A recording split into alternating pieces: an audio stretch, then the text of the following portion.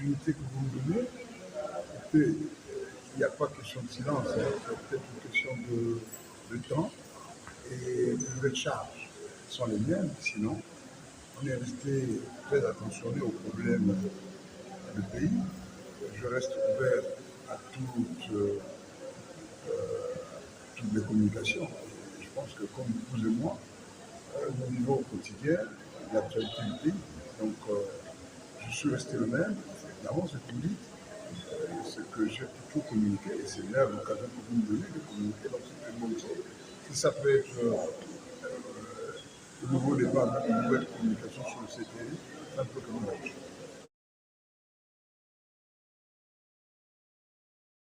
Ce n'est pas étonnant.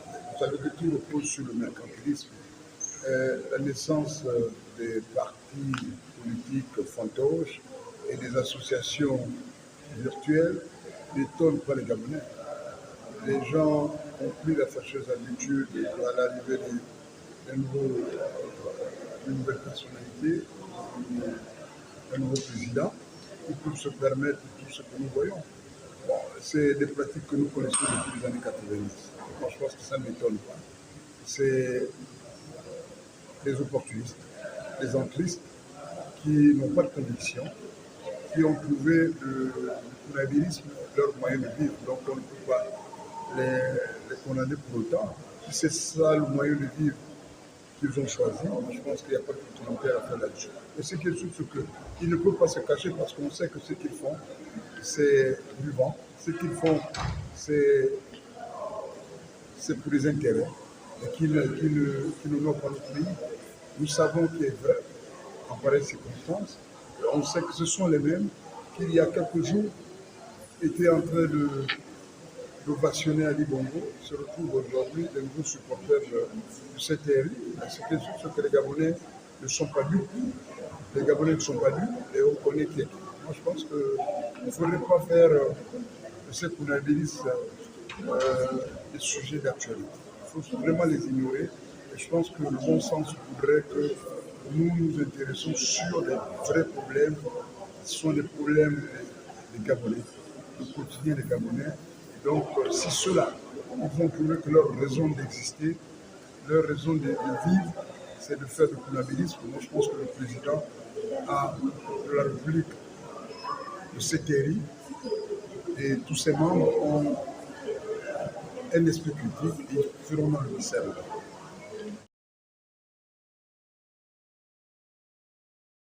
Vraiment, ma position à propos de M. Biléminzé reste sans voix. Alors, il y a des postures adoptées. M. Biléminzé est resté le premier défenseur de M. Ali. M. Biléminzé est resté de manière discontinue le ministre qui a eu plus de longévité. Alors, M. Biléminzé a défendu à mort M. Ali Bongo. Et je pense que là encore, les Gabonais feront dans le discernement. Et moi, je suis de ceux qui pensent que parler de Biléminzé, ce serait faire exister Biléminzé. Quand Biléminzé a géré avec Ali Bongo le pays, il a ignoré les Gabonais qui luttaient pour la libération de ce pays. Et moi, je pense que les sorties de Biléminzé devaient être ignorées pour que nous passions à autre chose. Tout ce qui passe le temps en train de répondre à Biléminzé veut que Biléminzé existe. Et je pense que c'est contre-productif pour le secteur. Il faudrait ignorer Biléminzé.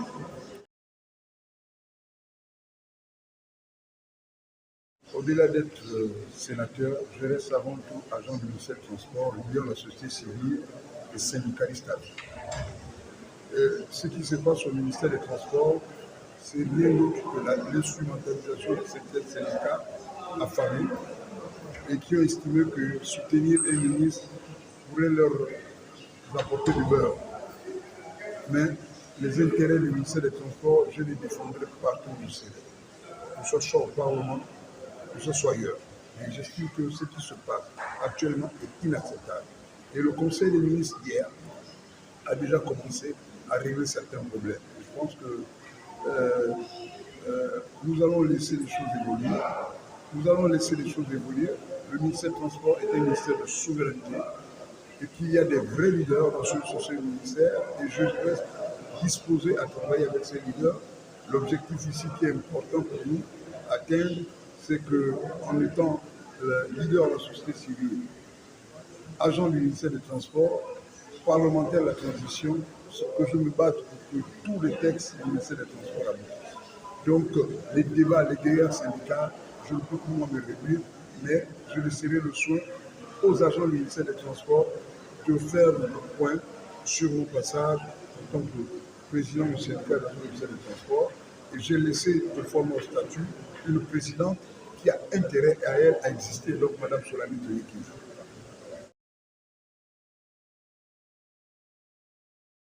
Je pense que le président de la République vient de lancer un signal fort.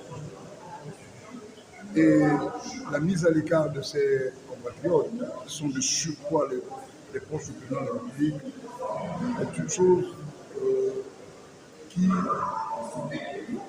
touche à un problème de gouvernance. Alors, nous ne pouvons pas peut-être déjà nous affirmer, nous prononcer de manière péremptoire sur les faits qui sont reprochés à ces compatriotes, c'est-à-dire celui qui a la GR et celui qui est au budget.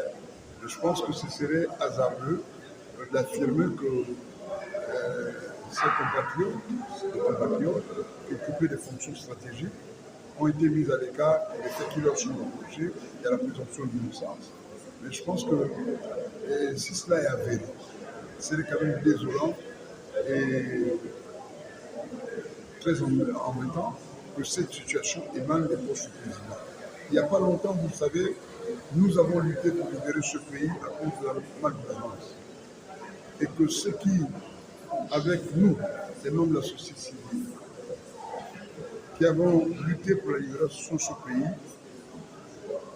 qui sont des nouvelles personnes, devaient être des modèles. Et l'image du président en dépend. Et on n'avait pas besoin d'en arriver.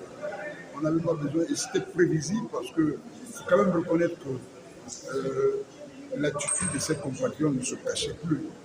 Ils ne se cachaient plus parce que, évidemment, ils leur avaient reproché de mener certaines phrases, de mener un train de vie dispendieux, et que face à toutes ces dérives, il était quand même judicieux que le président prenne des mesures fortes.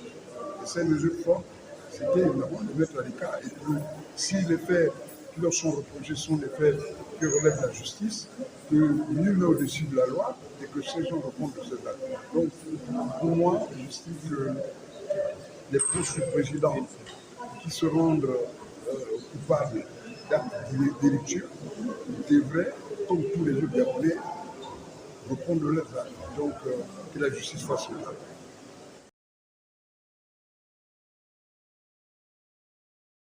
Il y a une règle qui est tout à fait naturelle. Tant que vous n'avez pas des éléments factuels, la meilleure chose, c'est de se taire. Moi, je suis parlementaire, sénateur de la transition. Ce qui est sûr, c'est que cette loi partira d'ici, donc de l'Assemblée, elle viendra au Sénat. Et moi, en l'état, je ne peux pas déjà me prononcer pour dire qu'il s'agit d'un code électoral si nous n'avons pas les éléments factuels pour nous prononcer. Évidemment, on ne peut pas empêcher que l'opinion se prononce, mais si l'opinion se prononce dans le cadre de la rumeur, moi, par ma qualité, je ne peux pas déjà me prononcer pour affirmer qu'il y a un code électoral qui a été élaboré dans le faux ou dans le vrai. Ce que je dois faire, c'est déjà m'approprier en offre ce texte et déjà voir qu'est-ce qui est décrié et qu'est-ce qui est positif. Nous attendons tous la finalité, c'est le respect pour nous de tout le chronogramme qui a été arrêté par le CTN. Et si ce chronogramme n'est pas respecté, il est de notre responsabilité, si on veut accompagner le CTN, si on veut accompagner le président de la transition, d'être en toute objectivité, dire au président de la République qu'il y a des failles à tel niveau, et que nous réparons ensemble. C'est pourquoi la mise en place d'une commission, donc au niveau de l'Assemblée, qui intégrait toutes les forces présent à l'Assemblée nationale est une très bonne chose. Et donc, on attend que ce texte nous parvienne au niveau du Sénat pour que nous tranchions. J'aurai à ce moment l'occasion de vous interpeller, la presse, parce qu'il est plus qu'important. En pareille circonstance, où il y a un dossier, un élément, c'est-à-dire un dossier aussi délicat sur la mise en place, sur l'adoption du code électoral, que la presse fasse son travail. Donc, nous avons besoin de travailler avec une presse objective pour éviter de traîner certaines personnes en pâture. Donc, il est important de communiquer, que ce soit sur la Constitution, sur le code électoral. La presse va jouer un très grand rôle. Donc, il est de votre responsabilité. C'est pourquoi nous, au Sénat, nous devons venir vers vous. Vous devez venir vers nous pour qu'ensemble, on édifie les Gabonais sur ce sujet brûlant concernant l'adoption du code